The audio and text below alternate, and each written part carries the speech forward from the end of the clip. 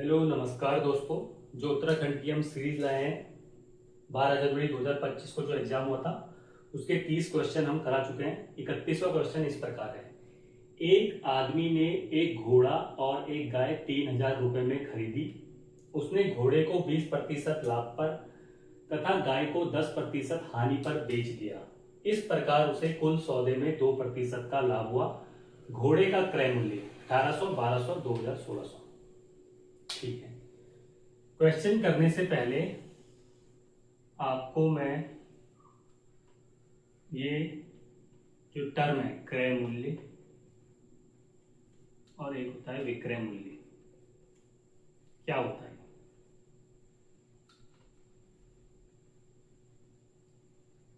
क्रय मूल्य जिसे हम बोलते हैं कॉस्ट प्राइस, कॉस्ट प्राइस या शॉर्ट में सीपी, इसको बोलते हैं सेलिंग प्राइस, शॉर्ट में एसपी। देखिए, क्रय मूल्य वह मूल्य होता है जिस दाम पर हम वो वस्तु खरीदते हैं। जिस मूल्य पर मैंने वो वस्तु खरीदी या मेरी जेब से जितने रुपए गए वो मेरा क्रय मूल्य है। और विक्रय मूल्य वो हुआ जिस मूल्य पर हम कोई सामान बेचते हैं। एग्जाम्पल के लिए, मैंने 100 रुपए में कोई वस्तु खरीदी और उसको 120 रुपए में बेच दिया, तो 100 रुपए मेरे लिए क्या है? क्रय मूल्य। और 120 रुपए क्या है मेरे लिए? विक्रय मूल्य। मैं बोलूंगा लाभ। लाभ बताइए हमें कब होगा? जब क्रय मूल्य ज्यादा होगा कि विक्रय मूल्य ज्यादा होगा? 100 रुपए की वस्तु में 120 में बेच रहा हूं तो 20% का प्रॉफिट हुआ, मतलब लाभ बराबर होता है विक्रय मूल्य माइनस क्रय मूल्य। ऐसी कभी कभी हानि भी हो जाती है। हानि कब होगी?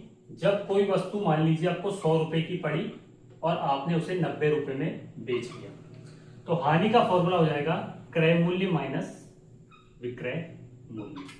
10 रुपए की हानि, 100 माइनस 90। इतना क्लियर है? अगर आपको क्रय मूल्य विक्रय मूल्य, तो हम क्वेश्चन सॉल्व कर सकते हैं। देखिए, एक आदमी ने एक घोड़ा और एक गाय दोनों को 3,000 रुपए में खरीदा, मतलब घोड़े और गाय दोनों का क्रय मूल्य 3,000 रुपए है।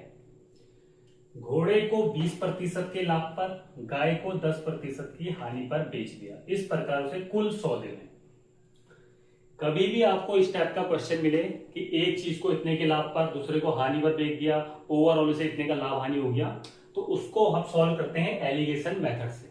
बताता हूं कैसे सॉल्व करते हैं। यहां पे आ गया घोड़े का क्रय मूल्य सीपी अनुपात गाय का क्रय मूल्य सीपी। देखिए, पहले घोड़े को कितने के प्रॉफिट में बेच रहे हैं? आप बोलेंगे 20%। प्लस मैंने इसलिए लिखा है क्योंकि प्रॉफिट है। गाय 10% की हानि पर। ओवरऑल क्या हो रहा है? 2 माइनस मतलब हानि, ओवरऑल 2% का प्रॉफिट। अब क्या करिए, बड़े में से छोटी वैल्यू घटाइए। तो 2 और 20 में बड़ा क्या है? 20।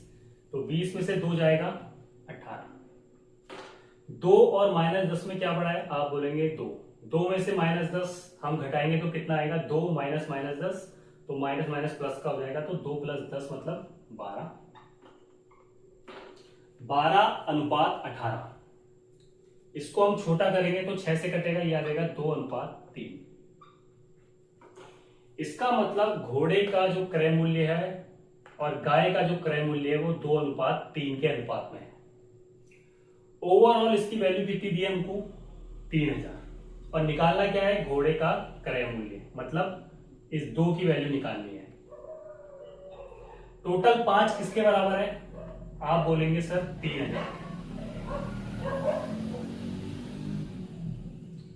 एक किसके बराबर आएगा? 600 के। हमें निकालना क्या है? घोड़े का क्रय मूल्य, 2 की वैल्यू निकालनी है। तो 600 गुणा 2 मतलब 1200। So option B is the right answer. देखिए नेक्स्ट क्वेश्चन है, दो बराबर आयतन के बेलनों की ऊंचाई का अनुपात 2:3 है, तो उनकी त्रिज्याओं का अनुपात होगा। आयतन क्या है? बराबर। बेलन का आयतन आपको पता है कितना होता है? पाई आर स्क्वायर एच। मान लीजिए पहले बेलन का आयतन है पाई, त्रिज्या इसकी R1, हाइट H1। दूसरे बेलन की पाई, त्रिज्या है R2, हाइट है H2। दिया क्या है? ऊंचाई का अनुपात, मतलब H1/H2 की वैल्यू है 2/3।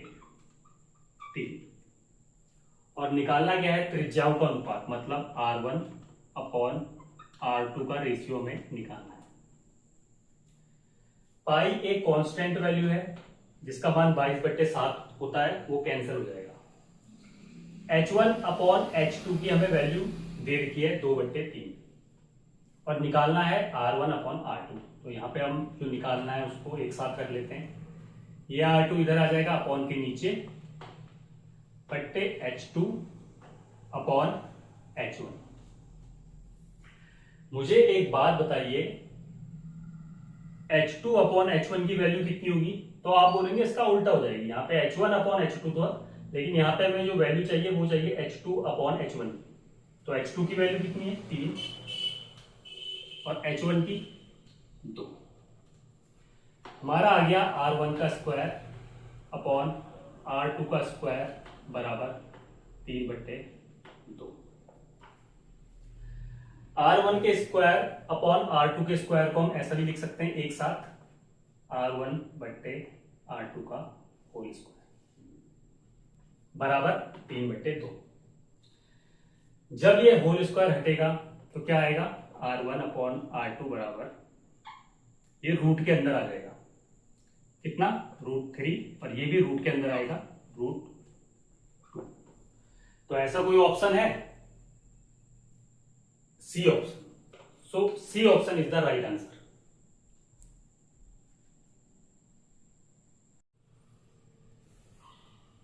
देखिए अगला क्वेश्चन, पुनीत 10 रुपए प्रति किलोग्राम की दर से दाल खरीदता है और उस पर ऐसा मूल्य अंकित करता है ताकि वह 20% का लाभ कमा सके। हालांकि उसका दोषयुक्त तराजू वास्तव में 800 ग्राम को 1000 ग्राम दिखाता है। उसका कुल लाभ प्रतिशत 10, 18, 19, 50। इस क्वेश्चन में वो ये बोलना चाह रहा है, पुनीत, जैसे मान लीजिए मैं पुनीत हूं, मैं क्या करता हूं, 100 रुपए का कोई चीज लाता हूं, कोई बाजार गया, मैं 100 रुपए की कोई आइटम लेके आया, उसने क्या करा, बाद में मैंने उस पर लेबल चिपका दिया, जो MRP वाला लेबल होता है रुपए का, ये इतने रुपए का है, मैंने उस पर वो 120 रुपए का उसमें अंकित कर दिया। तो बोल रहा है कि वो ऐसा करके 20% का लाभ कमाता है। ठीक है, मतलब उसको वो सामान पड़ कितने का रहा होगा स्टार्टिंग में? आप बोलोगे मान लीजिए 100 रुपए का पड़ रहा है। अब क्या कर रहा है वो, लाभ कितना कमा रहा है? 20% का लाभ कमा रहा है। इसका मतलब वो उसको बेच रहा होगा 120 रुपए में, 20% के लाभ पर, क्योंकि 100 का 20% निकालेंगे तो 20 आएगा, मतलब 100 का सामान 120 में बेच रहा है। उसको 100 रुपए का पड़ा, लेकिन 120 का मूल्य अंकित करके वो बेच रहा है 20% के लाभ पर। तो यहां से यहां तक उसको कितना लाभ हो गया? 20% का। और पूछा क्या है? कुल लाभ। ठीक है, अब क्या बोलता है, हालांकि उसका दोषयुक्त तराजू। देखिए इसका मतलब क्या है, मैं आपको बताता हूं। दोषयुक्त तराजू मतलब जो उसका ऐसे तराजू है वो क्या कर रहा है, 800 ग्राम को 1000 ग्राम दिखाता है। इजी वे में आपको समझाऊं, मान लीजिए 1 ग्राम की वैल्यू 1 रुपया है, 1 ग्राम की वैल्यू 1 रुपया है, तो 800 रुपए का सामान वो कितने में बेच रहा होगा? 1000 रुपए में, क्योंकि वास्तव में 800 ग्राम को 1000 ग्राम दिखाता है। मतलब उसकी जेब से, पुनीत के नजरिए से देखिए आप, पुनीत की जेब से कितने रुपए गए, मतलब पुनीत को वो चीज कितने रुपए की पड़ी होगी? आप बोलेंगे सर 800 रुपए की। लेकिन उसका तराजू खराब है, उसने मान लीजिए तराजू के नीचे चुंबक चिपका रखा है, तो उसके कारण क्या हो रहा है, उसका वेट बढ़ जा रहा है और 800 रुपए का सामान वो 1000 रुपए में बेच रहा है। किसके कारण? इस तराजू के कारण। तो इस तराजू के कारण भी वो गड़बड़ी कर रहा है, यहां भी वो कुछ ना कुछ फायदा कमाएगा, मतलब उसकी जेब से 800 रुपए जा रहे हैं। या ऐसे बोल दीजिए, कॉस्ट प्राइस को कितना पड़ रहा है, 800 रुपए, और 800 का सामान वो कितने में बेच रहा है, ग्राहक को 1000 रुपए में। ग्राहक से तो वो पूरे 1000 रुपए ले रहा है, तो यहां से यहां आने में कितना प्रतिशत का प्रॉफिट कमा रहा है, अनुपात में हम निकालेंगे, 2 जीरो से 2 जीरो कटेगा, 2 से 4 बार, तो 4:5। तो 4 से 5 आने में कितना प्रतिशत प्रॉफिट है, मैं बोलूंगा पहले इनका अंतर 1, तो प्रॉफिट हो रहा है, लाभ हो रहा है, तो हर में क्या वैल्यू आएगी, कम, गुणा 100। तो 4 से 5 आने में वो 25% का प्रॉफिट और कमा रहा है,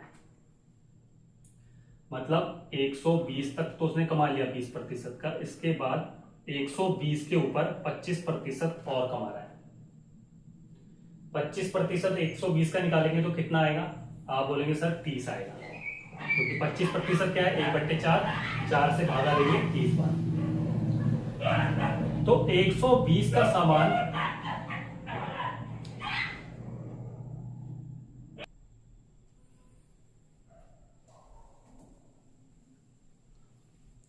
यहां से जो है वो 120 का सामान 25% के और प्रॉफिट पर, 25% मतलब 30 रुपए का प्रॉफिट और, तो 150 रुपए में बेच रहा है। तो ओवरऑल उसका लाभ प्रतिशत कितना है, तो शुरू में उसे सामान कितने का पड़ा था, 100 रुपए का, और बेच कितने का रहा है, 150 का, तो 100 से 150 आने में कितना प्रॉफिट, तो हम निकाल लेते हैं, 100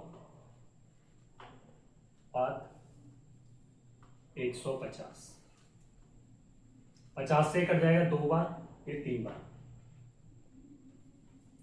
तो कितना लाभ प्रतिशत हो रहा है, यहां से यहां तक कितना लाभ हो रहा है, 1 का, 3 माइनस 2 1 का लाभ हो रहा है, तो हर में छोटी संख्या आएगी, 2 और 3 में जो छोटा है 2 गुणा 100, तो हमारा आंसर आ जाएगा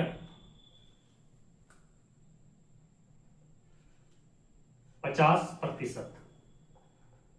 शायद इंक खत्म हो गई इसकी, तो 50% हमारा आंसर आ जाएगा, 50%। Okay, so option D is the right answer.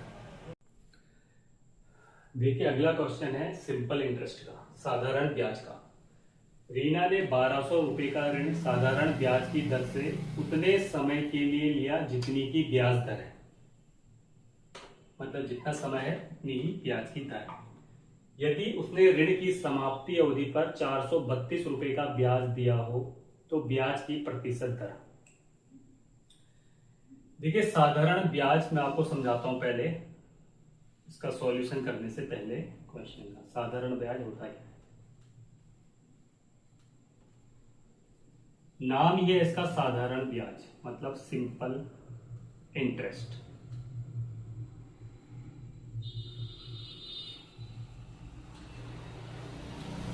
मान लीजिए एक एग्जांपल से आपको बताता हूं कि साधारण ब्याज होता है।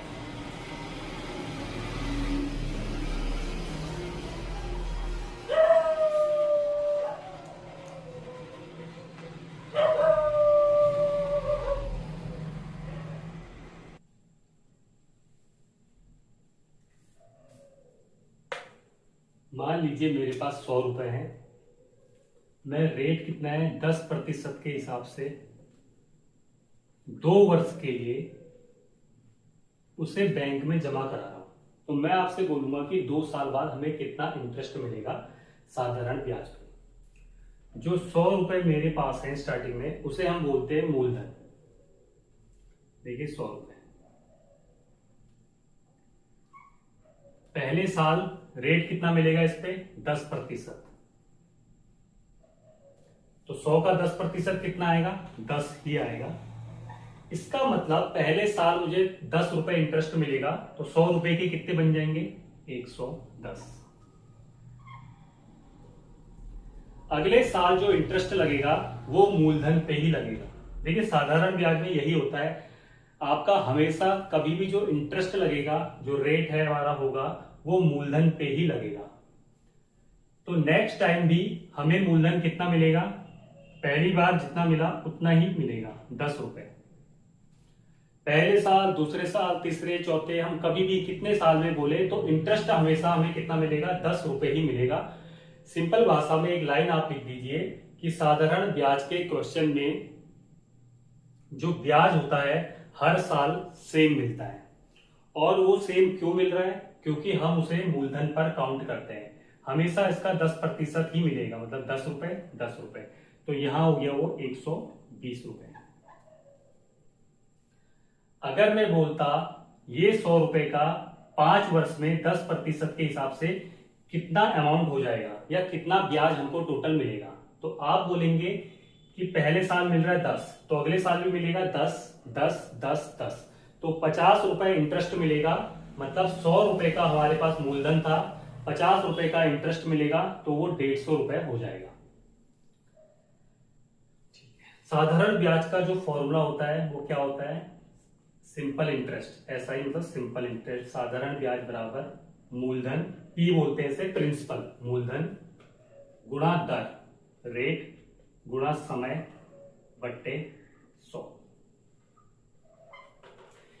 देखिए 100 का जो मूलधन है वो 120 हुआ, कितने सालों में, 2 सालों में। ब्याज कितना मिला, 10 रुपए 10 रुपए। अगर मैं इस फॉर्मूले से निकालता कि साधारण ब्याज कितना मिलेगा, तो मैं बोलता साधारण ब्याज या सिंपल इंटरेस्ट कितना आएगा, मूलधन कितना था फॉर्मूले में, पी 100 रुपए, दर कितनी थी 10, कितने समय के लिए, 2 समय के लिए, बट्टे 100। फॉर्मूले का यूज करके हमने करा 100 गुणा 10 गुणा 2 बट्टे 100। 100 से 100 कटा, साधारण ब्याज कितना आ गया 2 साल का, आप बोलेंगे 20 रुपया। वही यहां पे हमारा भी आया, देखिए 10 और 10।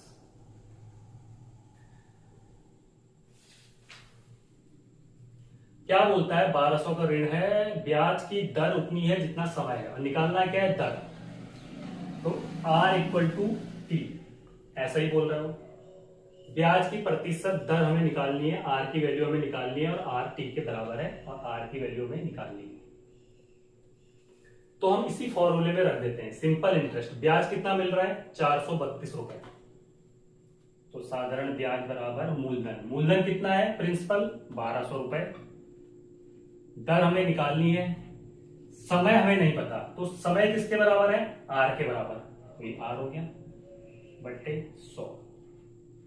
2 जीरो से 2 जीरो कटेंगे, 12 से देखते हैं कटता है, 12 3 36 और 7 2, 12 छक्का 72, तो 36 बराबर आ गया हमारा R, इसकी पावर 1, इसकी पावर 1, सेम पद है, गुणा करने पर घाते जुड़ जाएंगी, R²।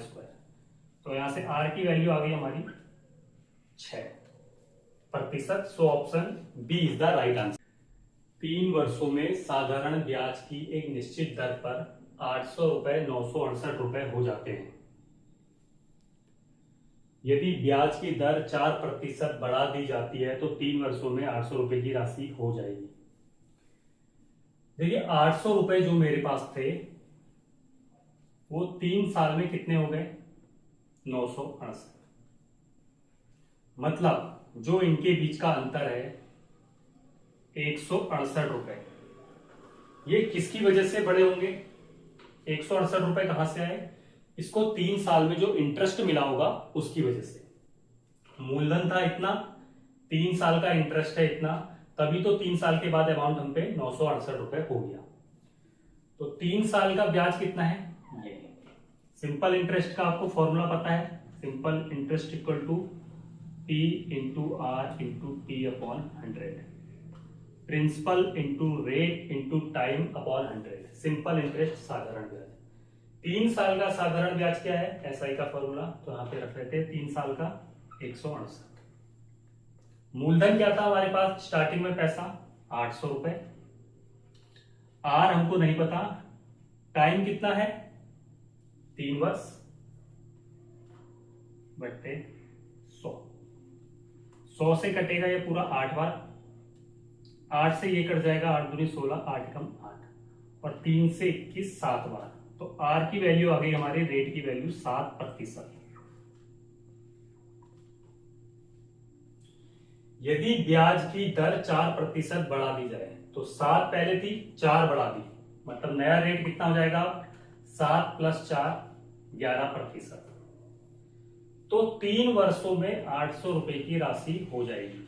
ठीक है, तो बोलना वो चाह रहा है कि 3 साल बाद जब रेट 11 है, मूलधन 800 है, टाइम 3 साल है, तो 3 सालों का कितना इंटरेस्ट मिलके मूलधन में ऐड होके अमाउंट कितना हो जाएगा। तो इसी फॉर्मूले में रखेंगे साधारण ब्याज। साधारण ब्याज हमको नहीं पता, मूलधन कितना है 800 रुपए, दर 11, टाइम 3/100, 100 से 8 बार, 11 की गुणा 8 से 88 गुणा 3, मतलब 264 रुपए का इंटरेस्ट मिलेगा उसे 3 साल में। मूलधन कितना था 800 रुपए, 3 साल का इंटरेस्ट कितना मिला 264 रुपए। तो वो बोलता है 800 रुपए की राशि कितनी हो जाएगी। तो देखिए 800 रुपए की राशि कितनी हो जाएगी, 3 साल का इंटरेस्ट मिलके इसमें हम ऐड कर देंगे, तो ये हो जाएगी 4 6 10 1064। So option A is the right answer.